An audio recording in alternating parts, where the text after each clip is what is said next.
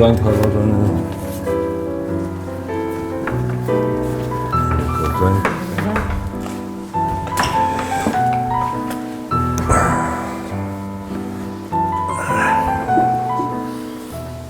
მოგესალმებით ძვირფასო ტელემაყურებლებო. ვაგრძელებთ გადაცემების ციკლს კინო ანატომია. ჩვენი ბუბა ხოტივარის მიერ დაარსებულ გადაცემათა ციკლს და დღეს სტუმრად ყავს შესანიშნავი ქალბატონი, კინორეჟისორი, ლიტერატორი და ბევრი კარგი ქართული საქმის კეთებელი. ბევრი დოკუმენტური ფილმის, თელი სერიალების ავტორი, ამაზე მე მოგვიანებით ვიტყვით, ქალბატონი ნინო ხოფერია. ჩვენი მეგობარი, ამიტომ ვეცდებით, რომ ძალიან ისეთი შინაურული საუბარი გავმართოთ, ასე ვთქვათ. დავიწყოთ რითი ახლა, რადგანაც ნინოს შემოქმედება ჩემის აზრით და ჩემის აზრით ძალიან ეხმიანება ბატონი რეზოს შემოქმედების აი სულისკვეთებას, თავისი თემატიკით, თავისი მიმართულებით, ამიტომ ვინდა რომ დავიწყოთ იმითი, რომ ესე იგი ბატონ რეზოს თაბუკაშვილის შემოქმედების დრამატურგიულ ნაწილზე ვისაუბროთ. შენ როგორც ქართულ კინოსთან და უკვე ამ კინოპუბლიცისტიკასთან საკმაოდ გაშინაურებული და ოსტატი ხარ უკვე და იქნება ორიოდე სიტყვით გითხრა მნიშვნელობის შესახებ, აი რეზოს ფილმებში კონკრეტულად. ერთი ძალიან დიდი პატივია ამ თემაზე ჩემგან საუბარი ბატონ რეზოზე.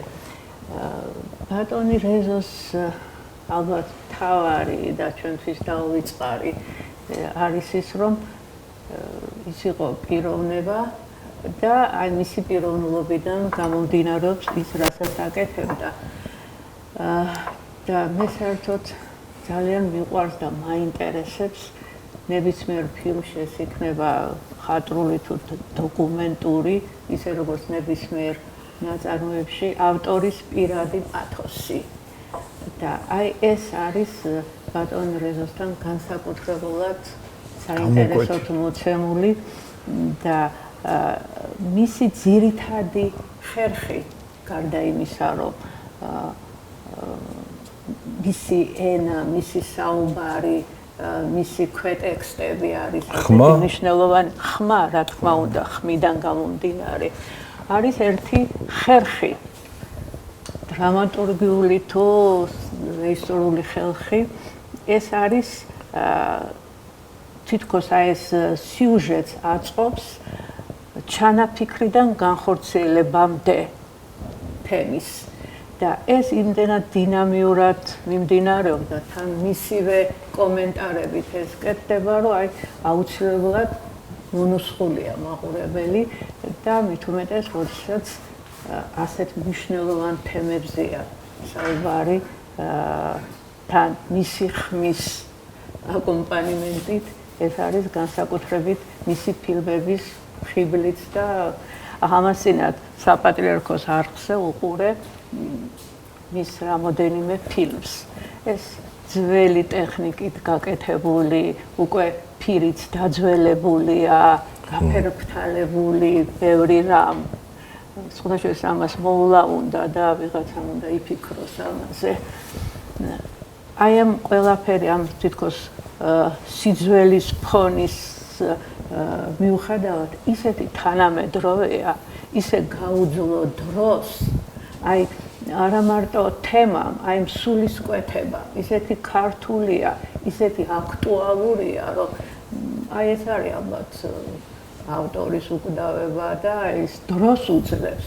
არასოდეს არ არის რაღაც დროის იქით მდგარი გაყინული სივრცე. ისე ერთი ქათინაური უნდა გითხრათ, რომ თქვენ ფილმებშიც დიქტორის ტექსტს თქვენ გითხულობთ და აი ესეთ ხმაც მის ტონიც რაღაც განსხვავებულია. დიდი მადლობა. სერიოზულად ვამბობ. ცოტა ამაღლებული.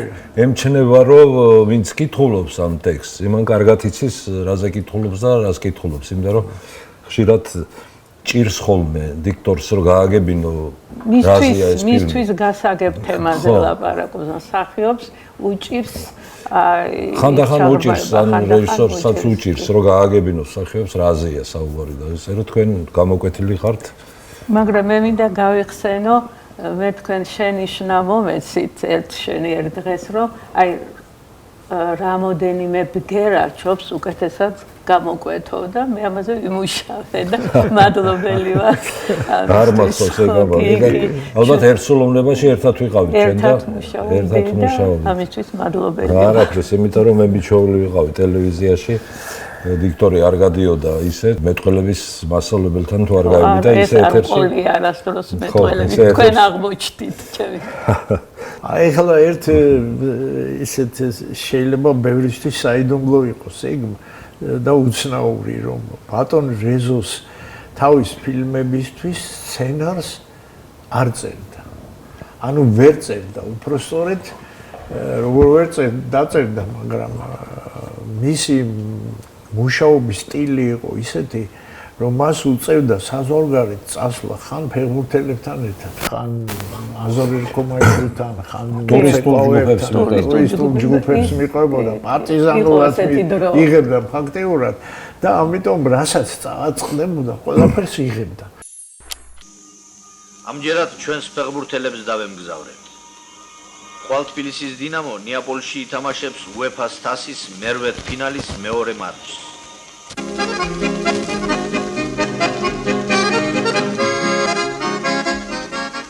თბილისელ ფეხბურთელთა ავტობუსს მოუცილებლად ადევნები ბიჭუნა სწორედ ამ ანგარიშით წაგებას გვიხადის. ამავე ანგარიშით გვემუქრება მთელი სტადიონიც.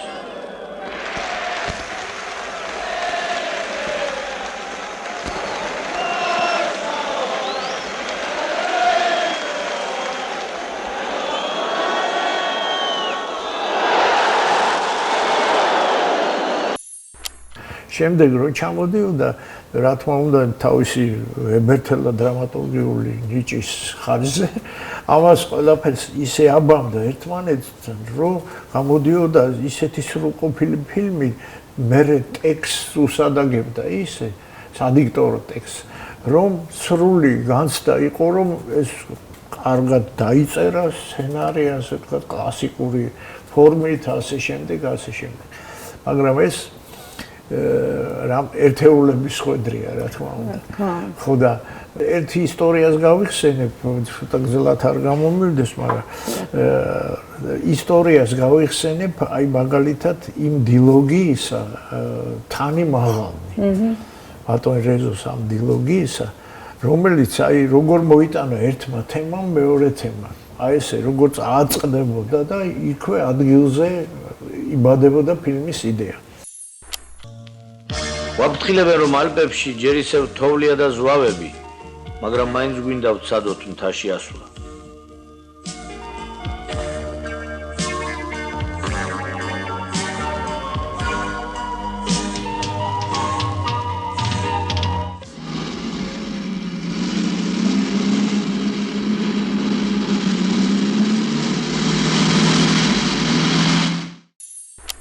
მას დაუკავშირდნენ მისი მეგობარი იყო ნერეო ლარონი, ვენეციის მერი.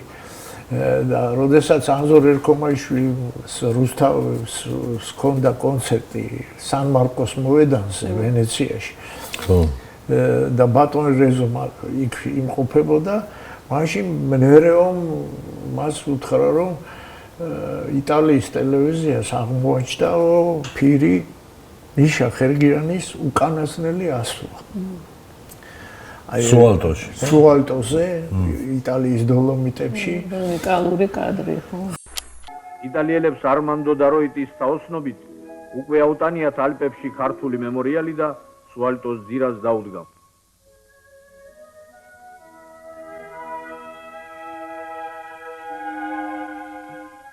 არმანდო დაროიტი ახლახან იტალიის რესპუბლიკის სენატორად აურჩევიათ. ისიც აქაა დღეს მიხეილის უკანასკნელ თავშესაფარ ვაცოლერში. არმანდომ დიდად სასიხარულო ცნობა daguaხვედრა. La pellicola è stata girata როგორც გამოირკვა ის კინოფილმი, რომის ან მილანის ტელევიზიას კი არა, ვენეციის ტელეოპერატორებს გადაუღიათ. და ვფიქრობ, დაცული იქნება ვენეციის არქივში. მე ამას მოყვა მეგობრობა არმანდო დაროიტთან იტალიის ეს ის არის ხო ქვარომოდის და ხდება ამ როწყვიტავს სხვა მას ქვამოდის და ქვამ გადაუჭრა იცით და ესეთი შენელებული ეჭები იყო რომ თითქოს ვინმემ გადაუჭრა მას ის იყო ამაზე საუბარი ონიშენკოსთან ერთად იყო აი ონიშენკოზე ხო და აი ესე მოხონდა ერთ თემას მეორე თემა ასე დაიწყო ასვლა. მიხეილის უკანასკნელი მოხედვა. სლავანიშჩენკო მიხეილის თოქში ჩაება.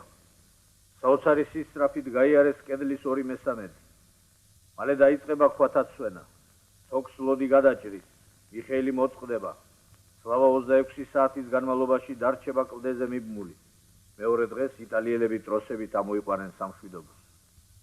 და ვიტორიო სელას თემა მოიტანა მე ამან, იმიტომ რომ ქართული ალპინიზმის ისტორიას მოყვა სელას თემა, რომელიც ესე იგი 100 წლის წინანდელი საქართველოს სვანეთია გადაღებული თელი ალპინისტური სამყარო მაშინდელი ქართული და კავკასიური. კავკასიონზე თავისი 3 ექსპედიციის დროს სელამ 30 მწვერვალი დალაშქრა. ამ სიაშია ყაზბეგი, იალბუზი, თეთნულდი და უშბა. 30-დან 20 მწვერვალზე სელა პირველი ავიდა მთასვლელთა შორის. ეს კავკასიური არქეოლოგიური მასალები მუზეუმს გადასცა სელას ქალიშვილის ოჯახმა. ქალიშვილისა, რომელსაც მამამ ქართული სახელით ქინათინი დაარქვა. აი ეს აპარატი სელამ მთელი კავკასიონი რომ მოატარა. თქვენ ფილმებში აი გადაძახილია პირდაპირ რეზოს ფილმებთან. ის გალერეა განსხვავებულია სრულიად, მაგრამ აი ის შენი ფილმების გმირები ძალიან საოცრად ეხმიანებიან თავიანთ სულისკვეთებით. აი ბატონ რეზოს. დიდი მადლობა, მაგრამ ეს ძალიან აი ხა პარიზზე ქონდა ეს პარალელები ბატონ რეზოსთან იმ თვალსაზრისით, რომ ის მართლა ესეთი უნივერსალური შესაძლებლობების ადამიანი იყო და ხომ გისმენთ თქვენ აი ერთად რომ იგონებთ ბატონ რეზოს. ვფიქრობ რა ბედნიერი ადამიანები ხართ ეს რამხელა სკოლა გაიარეთ და ის თქვენი მაესტრო რჩება ბატონ რეზო თქვენი ცხოვრების ბოლომდე. არა მარტო პროფესიაში ადამიანობაში და პიროვნული ნიშნები. ბევრი რამ ვისწავლეთ. რა თქმა უნდა. და ბატონ რეზოს სცენარები ახსენეთ და მე მის კრებულში ბატონ რეზოზე ოჯახმა გამოსცა მშვენიერი კრებული და იქ არის სცენარებიც და დეტალურად წავიკითხე და განსხვავებულია რა თქმა უნდა ფილმისგან ის დევს ის მარცვალი რაც უნდა იდოს, მაგრამ განსხვავებულია და სულად ბუნებრივია ეს შემოქმედება ეს არ არის გაყინული წერტილი, ხო, რაღაცა დაწერა, შეიძლება ძალიანაც კონცენტრირებულად დაიწერა ის, მაგრამ მე იცვლება, ყველაფერი იცვლება, თუ მე შედიხარ იმ სივრცეში, რაც უნდა გადაიღო, შედიხარ იმ განწყობილებებში და ეს ბუნებრივია ბატონი რეზოსგან, სცენარი ცალკეა, ფილმი ცალკეა, მაგრამ ეს ამაზეა ყველაფერზე აწყვილი, ხო. ამას აკეთებენ სხვათა შორის დიდები და აი არიან რომ დეტალურად სცენარს ის მიღმითვენ დოკუმენტურ კინოში და იმის გადახვევა არ შეიძლება და ამაზე არის მსჯელობა და ეს სრული თავისუფლებაა. ხა მახსოვს მიშა კობახიძესთან საუბარი, აი მიშა მეუბნებოდა რომ არავითარი მნიშვნელობა არ აქვს ჩემთვის სცენარს. უნდა გენახათ მისი სცენები რაღაც ერთ ნაგლეჯზე რაღაცა როგორ შეიძლება მე დავემონო სცენარს შემოქმედებითი ადამიანი აი სცენარი არის თავისთვის და მე ვარ ჩემთვის და თუ დამჭირ ივიწყებდა ამ ყველაფერს და მაგრამ ახლა ბატონ რეზოს ჰქონდა თავისი გეგმა, თავისი კონცეფცია, რაზეც უნდა ეს ყველაფერი აეგო. უძლიერესი და ამ ყველაფერს თან ამატებდა თავის დიდ შთაბეჭდილებებს და ეს იმიტომაც გამოდიოდა ეხლა დაარქვეს რაღაც რეალური კინო დაარქვეს. რეალ კინო. ხო, რეალ კინო, დოკუმენტურ კინოს ეძახიან ესე რომ უსცენარო თუ იმისოთ ჩადიან სადღაც რომ მიდიან. კი, მაგრამ ესეთ უცნობ ადგილებში, მაგრამ კინო რაც მოხდა. მაშინ ესეთი არის, ხო. მაშინ ესეთი არისო, რაღაც იდგმებოდა ეს დოკუმენტური ფილმებიც. სხვათა შორის ის რეალ კინოც ის რაც უნდა დაინახო, ხო? ისე ვერ დაინახა, გამოთქმა არის, რომ უკვე ნაპოლეონი არ ყავდე, ვერ მიპოვიდი. ესეთი რამე, თუ არ ხარ მზად, იმასაც ვერ დაინახავ, ხო? ეხლა მაგალითად მე ამასინათ ავტობუსით ვიმგზავრე თბილისში, ვაკიდან თავისუფლების მოედნამდე და რაღაც ისე ჩემთვის ვიჯექი იქ როგორც პენსიონერი, პირველ სკამზე ვიჯექი და ამოვიდა ერთი ახალგაზრდა, რომელსაც ზურგჩანთა ეკიდა და ამ ზურგჩანთაში გარჯობილი ჰქონდა შტატივი, დაკეცილი შტატივი. იმცდას და ჩამოკიდებული ფოტოაპარატი. ცოტა ხანში ამოვიდა კიდევ ორი. იმ ორსაც ასევე ეკიდა ეს რა. ხო და სამი კაცი ამოვიდა ვაკიდან იქამდე ეს შტატივი ეკიდა. მივხვდი იმცდას რომ ესენი არიან ადამიანები, დადიან ტელეფონით, რეალ კინოა. სადაც რამეს მოკრავენ თვალს, იმ წუთას ჩაჩხაკუნებენ, გადაიღებენ და მე არის ქსელებში და იმაში და არის ძალიან ბოლო. კი ბატონო, მაგრამ არ არის სერიოზული, მაგრამ არა, მაგრამ თუ მზად არის ის შინაგანად იმისთვის რა უნდა გააკეთოს. იმიტომ რომ რეზოსგან ხშირად ბატონ რეზოსგან გამიგონია ხშირად რომ კინო საქმე ესეთი ტერმინი ქონდა. დარგისენა, დარგისენა. ანუ ის რატო აკეთებდა ამას?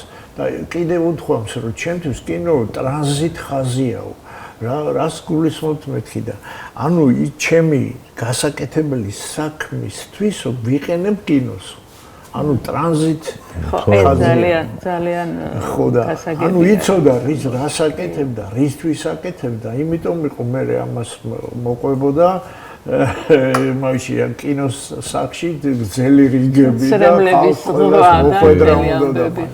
კინო საქმე სწორედ კინო აქციებად აქციება. აი აქციებად. კინო აქციები კი, რაღაც საზოგადოება დამუხტა მთლიანად. რაღაცა იმ წლებში რაღაც გადარჩენასავით იყო ბატონ რეზოს ფილმები რაღაც სულიერ გადარჩენასავით და ეს იყო ნამდვილად.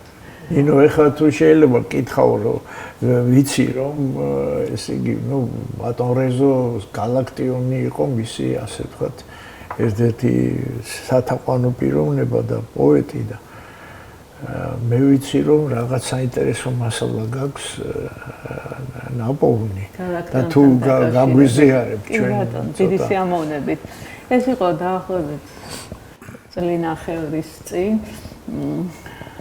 არქივში აჭარის რადიოს არქივში ნახე გალაქტიონის უცნობი ჩანაწერი და სხვა ჩანაწერებიც არა მარტო გალაქტიონის სადაც გალაქტიონი ბრძანებს რომ მას ოცნებად აქვს გადაქცეული რომ ბათუმში ჩატარდეს პოეზიის და ხელოვნების დღეები და ასეთი სათაურით ქართველები და სხვა და ბევრს საუბრობს აი ამ ზღვის მნიშვნელობაზე საქართველოსთვის გეოგრაფიული, სტრატეგიული მნიშვნელობის, ისტორიული მნიშვნელობის და ამის შესახებ. ამას საუბრობს. ჩანაწერი არსებობს. კი, ხმა არსებობს მისი. გემი დალანდი მაგის ცნობილი ლექსი. საოცარია რომ ამდენი წლის მერე აი ეს გალაქტიონის ხმა ახლა დაგვიბრუნდა რაღაცნაირად მოვიდა ჩვენთან.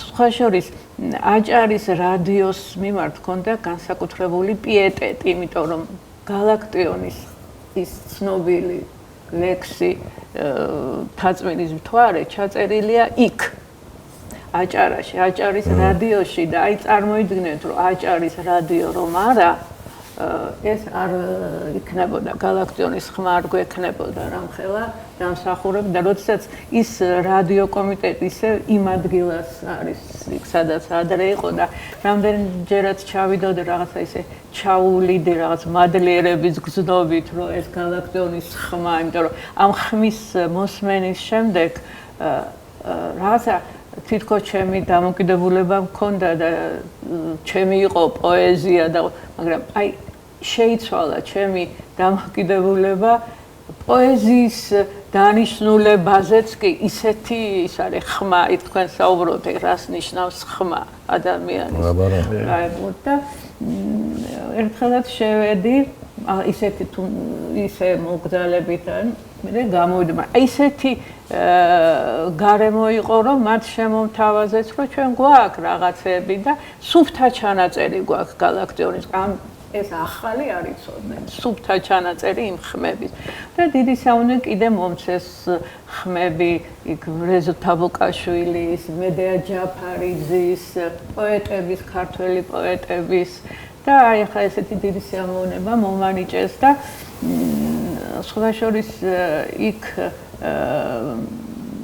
ზუსტად დაიბადა ეს იდეა რომ გალაქტიონი როდესაც რაღაცას ამბობს ან ნებისმიერი დიდი პოეტი თუნდაც 100 წლის წინ ის არის მისი ანდერძი ხო და ეს ჩვენ უნდა აღვასრულოთ რაღაცნაირად და მართლაც ჩავატარეთ ჩვენ შარშან ეს გალაქტიონის ესე იგი გალაქტიონის ტაბიძის სახელობის ფესტივალი ქართველები და ზღვა აი სხვადასხვა რეზო თაბუკაშვილიც მის ჩანაწერში ამ თემაზე საუბრობს რომ აი განსაკუთრებული ყურადღება უნდა მივაქციოთ ამ თემას უნდა იყოს საქართველოში მარინისტი მხატვრები რომ ისტორიულად გეოგრაფიულად ძალიან მნიშვნელოვანია სხვა საქართველოს რაღაცნაირად ერთმანეთს დაემთხვაო ამრავი აზრი და ეს ჩავატარეთ და გაგრძელდება ეს ალბათ ტრადიციული რომ გახდეს კარგი იქნება და სხვათა შორის ხა მაგას მოვაყოლებ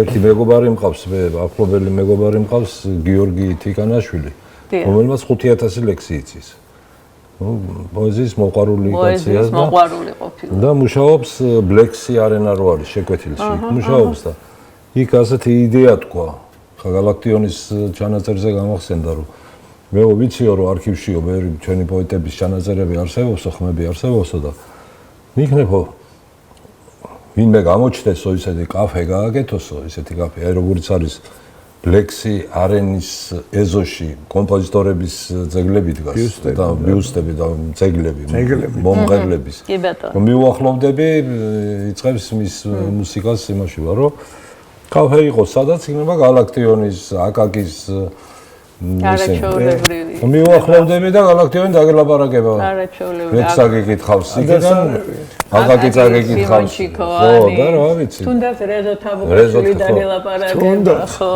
რაღაცა იქიდან რატომ ბოცა არაჩვეულებრივია უნდა განხორციელდეს ეს ხო მაგას საკმაოდ თანხები ჭირდება ხა კაფეს მე ვერ გავაკეთებ ალბათ და ვერც იქა ხო და ამიტომ თუ ვინმე გაიგებს ამას და მოუნდება ეს იდეა ესა მოვიდენ და ჩვენ აუხსნით როგორ არის და რანაირად დიდი ახსნა არ ჭირდება მაგ თემას ჩვენი მხარდამჭერია ბათუმის მერია ძალიან კარგი და მხოლოდ მადლობა გვეთქმის მათ მიმართ იმიტომ რომ ძალიან აიტაცეს ეს თემა და გემი დალანდი რო გახდეს სიმბოლო ამ ფესტივალის ხო ესეც შეიძლება რატო არა გემი დალანდით მოვიდიოდი საქართველოს მოვიდიოდი იქ საოცარი ფრაზა მაგრამ სამშობლოს ძველი გზებით ვეღარ მივაგენ და არ მახსოვდა ქონდა იგი თუ მომაგონდაო საოცრება არა საოცრება სხვათა შორის გამახსენდა ეხლა მე მაქვს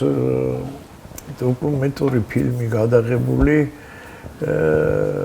ლაზ მხატვარზე ჩემი დიპლომი იყო უბრალოდ. მაშინ აკრძალული იყო სარფში შესვლა, აკრძალული ზონა იყო ასე თქვა და ძალიან დიდი ნაცნობობით და ასე შემდეგ ბატონი ჩიგოგიძე იყო ის რაიკომის დივანი ასე თქვა მაშინ და მისი მანქანით შევაღწიეს 3 საათით სარფში. გადავიღე ეს ფილმი. ხასან ხელიმიში იყო ესეთი ლაზი. ახლა ალბათ აღარ არის ცოცხალი. არა, დაიხჭო. არა, ეგ როგორ იყო, იცი, ლაზი მხატვარი, პოეტიც იყო. პოეტი და დაამღერებდა ხოლმე საზით უსაზოთ მომღერალი ვარ ამბობდა. და ძალიან საინტერესო პიროვნება და მას ესე იგი მე თურქულს ასწავლიდა აქ თბილისში გადმოვიდა და სტუდქალაქის ეზოში ცხოვრობდა. და ესე იგი თელი სტუდქალაქი მოფენილი იყო მისი ნახატებით. მხოლოდ მარინიზმი იყო იქ. მხოლოდ ზღვა, ლაზები როგორ თევზაობენ. სად არის ახლა ეს ნამუშევრები? ეს ნამუშევრები ახლა არის სარფში. სარფის საშუალო სკოლაში იყო. და არ ვიცი ახლა მუზეუმის ფონდში გადაიტანეს. ეს არის ნაიური ხელოვნების მოვიკითხოთ ეს. ძალიან კარგი ურთიერთობები აქვს გიორგი ანდრიაძე არის ასეთი გიორგი ანდრიაძე გეცოდინებათ თქვენ მეტყვის ეკლესიიდან. მას აქვს ძალიან ახლო ურთიერთობა ამ ლაზებთან. და ხშირად გადადის ეხლა სხვათაშორ ბათუმში ჩაატარეს ლაზური რაღაც დღესასწაული იყო კონცერტი. გაბადიჟებულებიც ვიყავით ჩვენ, მაგრამ ვერ წავედით და შეგვიძლია რომ ვიკითხოთ ბატონ გიორგის. ანუ მოვიწვიოთ ერთი ამ გადაცემაში. ძალიან კარგი იქნება, კი. ჰასან ჰელიმიშსაც ილაპარაკებს და გალაქტიონის ნატრას ასე თქვათ რაღაცა. აი მე რაც ვფიქრობ, იცი რომ მაგალითად რატო არ შეიძლება იგივე გალაქტიონის ფესტივალზე სელიმის ნამუშევრებიც გამოვფინოთ, ხო, იმიტომ რომ ის მრავალდარგოვანი ძალიან აუცილებლად ის. უკვე ხა თემა აჭარა მიცის, უკვე გაიგეს და ადრე არ იყო ცნობილი, იჭმალებოდა ეს ამბავი და თვითონ ეს ცალფეხა კაცი იყო და ძალიან საინტერესო პიროვნება იყო. აი დარგის აი მაგალითად პოეზია და მხატვრობა, ხო? ესე იგი თითქოს რაღაც საერთო ზოგადი ღირებულებები და ზოგადი ამოცანები აქვს, მაგრამ აბსოლუტურად სხვადასხვა ენაა, ხო? არა მარტო გამოხატვის საშუალებები, არამედ კონცეპტუალურად სხვადასხვა ენაა. პირიქით მხატვრები გაურბიან ზედმეტ ლიტერატურულობას და ასე როგორც ბევრი დარგი, ყველას აქვს მთლიანობაში რაღაც საერთო, მაგრამ არის განსხვავებული დარგის ენა, დარგის ენის ცოდნა არის ერთი დიდი სკოლა და აი ბატონი რეზოს ფილმები რატომ არის კიდევ მნიშვნელოვანი და რატომ ახდენენ, იმიტომ რომ ის რამოდენიმე დარგს აერთიანებს, რამოდენიმე ერთი პოეზია, მეორე აი ეს კვლევის საოცარი უნარი, ეს მეცნიერული ეს დარგების სინთეზია. და ეს მხოლოდ შეიძლება ლიტერატურა რა თქმა უნდა და ეს ამ ყველაფრის ცოდნა, ამ ყველაფერთან ზიარება ფერს აუშეულია ვის შეუძლია და აი ეს ერთიანდება ამ დოკუმენტურ კინოში, აი კინო ამის საშუალებას იძლევა, არა? აი კინოენაზე არის ხო ეხლა ლაპარაკი და როგორია ბატონ რეზოს კინოენა სხვათა შორის ბევრი მსჯელობა იყო კინომცოდნეებს შორის და ჟანრი რა ჟანრის ფილმები ეს ზოგი ამბობდა ეს არის ლიტერატურული კინო ეს კინო ლიტერატურა ზოგი საერთოდ ამბობდა რომ კინო არ არის საერთოდ კინო არ არის აი მიუხედავად იმისა რომ არ შეიძლება ძალიან ზუსტად ამის განსაზღვრა ერთი ჟანრის მე მომხრევარ ყოველთვის ჟანრის კლასიფიკაციის აი ჟანრის დაზუსტების ახლა მე პირადად ფიქრობ რომ მე რასაც ვაკეთებ ეს არ არის აი თავისი კლასიკური გაგებით დოკუმენტური კინო ეს არის კინო ესეი ესე ხო და აი ეს ალბათ მე ქვეცნობიერად ვისწავლე ბატონ რეზოსგან თქვენ იყავით პირდაპირ მოწაფეები მაგრამ მე შორიდან სწავლობდი ამას და ეს იცავს ეკლექტიკისგან როგორც ჩანს და აი ეს მისგან მაქვს ეს სწავლე რომ აი ესეთი რაღაც შეიძლება გაკეთდეს კინო ესეი. ხო, ესეის ჟანრის კლასიკური განმარტება რომ მიხმაროთ, ეს არის ობიექტური რეალობა სუბიექტური ხედვით. და იმ სუბიექტურად როგორც ხედავ და სუბიექტური პათოსი და სუბიექტური ხედვა ძალიან მნიშვნელოვანია ხელოვნებისთვის და არა მხოლოდ აღნუსხვა ფაქტების, ხო? ალბათ აი ჟანრს რო ვისაუბრეთ, აი დაახლოებით ესე შემიძლია მე განსაზღვრო ბატონ რეჟოს ჟანრის სპეციფიკა. ხო, აბა სხვა და კიდევ რა ვიცი, ხო, იმას ვერ მიუსადაგებთ მის დიპლომატიას. ხო, აი ეს სხვა სკოლა არის. იგივე ამაში ეს მე რომ ვკითხოთ უკვე, აი ხა რაც ახსენეთ, ეგ არის უკვე კინოპროდიუსერი.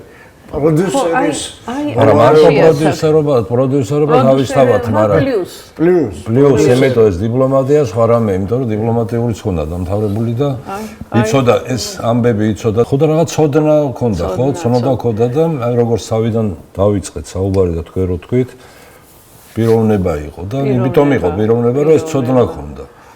და იცოდა და ბოქსიორიც იყო. ახლა ხო, ბოქსერი იყო. ახალგაზრდობაში მონადირე იყო და რა ვიცი, მე და თავსვლელი და ნადირობდა, თევზაობდა, უცხოეთში დადიოდა სანადიროდ და რაღაც ვერტფრენდიდან არსებობს ამის დოკუმენტური კადრები ისე რომ ხო, ეს ყველაფერი ერთად. მრავალხრივი ნიჭით დაჯილდოებული. კი. რაც ქმნის ნამდვილ კინოს. ხო, რაც იცოდა რაღაც რაც შეხვდებოდა იმას. აი ირაკლი დამეთანხმება, მე მგონი რომ აი ჩვენ ერთად ვიყავით ინდოეთში, გოაში. დიახ. ქეთევან-წამებულის დანაწილების ექსპედიციაში, ძიების ექსპედიციაში და იქ აი ირაკლის გვახსოვს ჩვენა როგორი მოწიწებას იმსახურებდა აი იმ ბერების, ეპისკოპოსების, კათოლიკური სამყაროს საკმაოდ ესე იგი მაღალი იერარქიის ხალხთან. აი პირდაპირ მოხიბლულები იყო ურთიერთობის მაღალი კულტურა ხო ანუ როგორ ახერხებდა ამას რომ აი ესეთი პიეტეტი გაშენოდათ იმათ რეზოს მიმართ რომ აი ძალიან პირდაღებული უყურებდით პირდაპირ როგორ ხიბლავდა აი ესე იგი სულ რაღაც წუთებში უცებ ხდებოდნენ მისი გულშემატკივრები. ხო, და მხარში დამდგომები და გვეხმარებოდნენ და იცით რა არის რაღაცები, რასაც ვერ ისწავლე, აი რომ ვისწავლოს ვიღაცამ რომ მოინდო მოსწავლა, აი ესე იქცეოდა რეზო და მეც ვისწავლე. ეს არის რასაც ვერ ისწავლე, ხო? გენეტიკურად რაც გახლავს და რაც შენში სწავლების გარეშე ეს არის რეზო რასაც ამიტომ არის განუმეორებელი. კი, ნამდვილად. და იეზუიტების ორდენი არის ყველაზე ასე ვთქვათ ჩახურული ორდენი იქა კათოლიკურ სამყაროში და ისინი ისე ზედმეტ სიტყვას არ გეტყვიან. ისეთი ისინი არიან მკაცრები.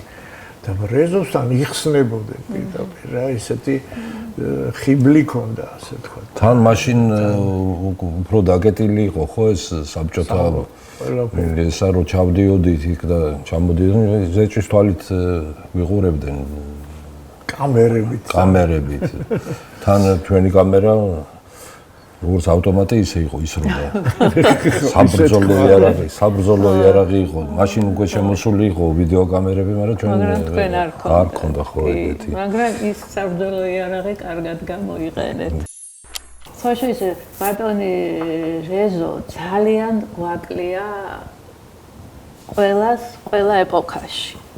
ამ ეპოქაში ძალიან გვაკლია. აი ამ რანგის მე რაღაც ფილმზე რომ მუშაობდი ემიგრაციაში ვიღაცების აზრი გავიგე ძველი ემიგრანტების და ისინი ამბობდნენ აი რეზო თაბოკაშვილი უნდა იყოს საქართველოს პრეზიდენტი კარგი იქნებოდა ეგ მაშინაც ამბობდნენ კომუნისტების დროსაც ამბობდნენ რომ ეს უნდა იყოს ცეკას მდივანი ცეკას მდივანი აი ძალიან რომ დაიძაბა სიტუაცია და უკვე რუსთაველზე ეს ორი ტალღა ერთმანეთზე არის უკვე ისა და ნუ აი დაძაბულობის პიკი არის და რეზოს მოუწია ტელევიზორში გამოსვლა სხვა თემას და დადგა ფეხზე. აი მე ეს კადრი მინახავს.